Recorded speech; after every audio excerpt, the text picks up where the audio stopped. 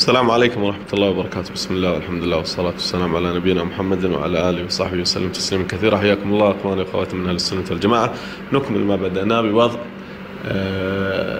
البدع والأمور عند الرافضة من كتبهم، ونجد هنا دخول المسجد عندهم: اللهم اجعلنا من عمار مساجدك جل ثناء وجهك. وهم لا يصلون أصلا في المساجد، يجمعون في بيوتهم، وفقط المسجد جعل للسياسة والأمور الخاصة في أمور السياسة.